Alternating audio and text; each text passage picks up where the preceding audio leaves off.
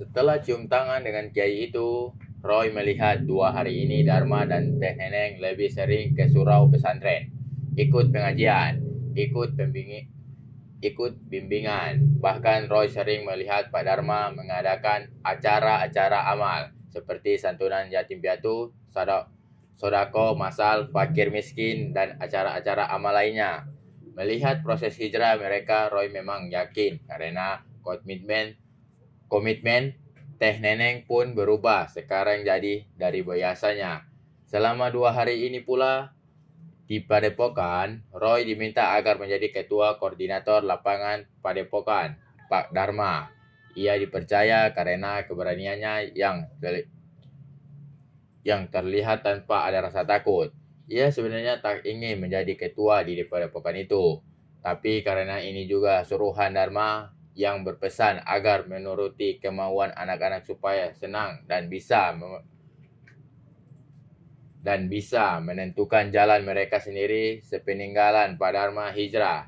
Akhirnya Roy terima, dan seperti yang ditebak, karena Pak Dharma pun sekedar aktif dalam kegiatan, Roy ajak mereka mengadakan kegiatan positif seperti bersih-bersih pesantren, membuat posko bantuan dengan bantuan secara guyup.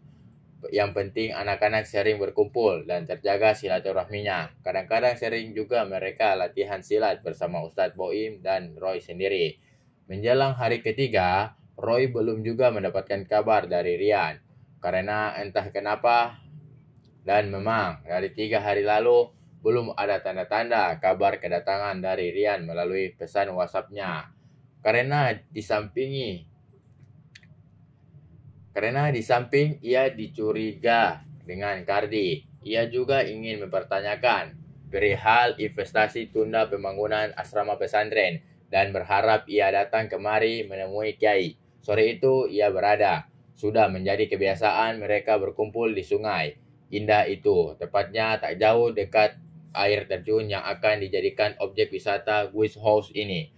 Ada kabar dari Parian, Kak Roy? Tanya Kardi lagi yang kesekian kalinya. Belum. Saya telepon tak aktif. WhatsApp juga. Paling kalau sampai besok tidak mengabari saya kontak Teh Intan. Lagi Kardi terlihat resah. Ada apa ini, pikir Roy. Kemudian iseng dia memberanikan diri bertanya, maaf ini. Emang ada apa ya? Kok bisa khawatir gitu? Jujur aja, ucap Roy. Lilis, Kak Roy. Lilis. Teh Lilis, istri Mang Kardi. Kenapa? Kardi sedikit melamun. Enggak.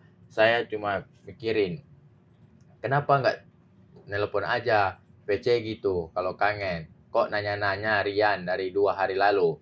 Kardi terlihat bingung menjawabnya. Sang sangar istri saya kan sewa di rukonya Rian. Maksudnya mau lobby biar diperpanjang kontraknya. Ucap Kardi mengeles. Oh, pantes, ucap Roy. Paham. Yang kita tunggu aja. Saya juga mau nanya-nanya masalah proyek ini, ucap Roy. Dari kejauhan, sedang asik-asiknya mereka ngobrol, Roy melihat ada sepasang manusia menyeberang sungai menuju air terjun. Siapa tuh? Terlihat yang satu memakai jilbab sambil membawa bakul anyaman tradisional, sedangkan satu lagi memakai sarung. Itu Pak Dharma bukan? Tanya Roy. Gak tahu Kak Roy. Bukannya Pak Dharma habis ikut pengajian asar tadi? Tanya balik Kardi. Pasangan itu berhenti terlebih dahulu di sungai seperti bersih-bersih sesuatu. Roy berdiri menghampiri mereka. Saat sudah dekat air terjun, ternyata benar Pak Dharma dan Teh Neneng sedang bersih-bersih seperti bersiap-siap hendak mengerjakan. Teh Neneng membawa bakul yang isinya kain tradisional yang berwarna coklat yang biasa dipakai wanita hendak mandi beserta handuknya. Sedangkan Dharma membawa sajadah, tasbih, dada hanya memakai sarung.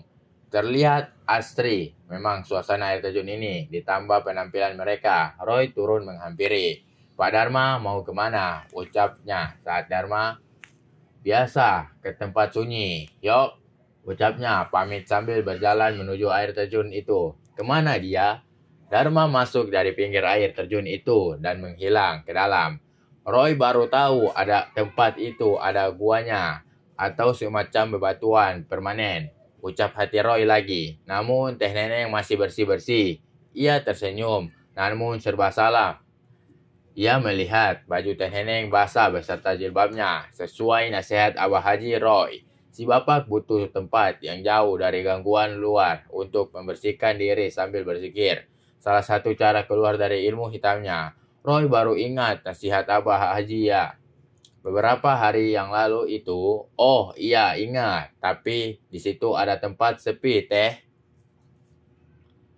Belum tahu ya, belum tahu ya, ada gua di situ. Hanya orang asli sini yang tahu.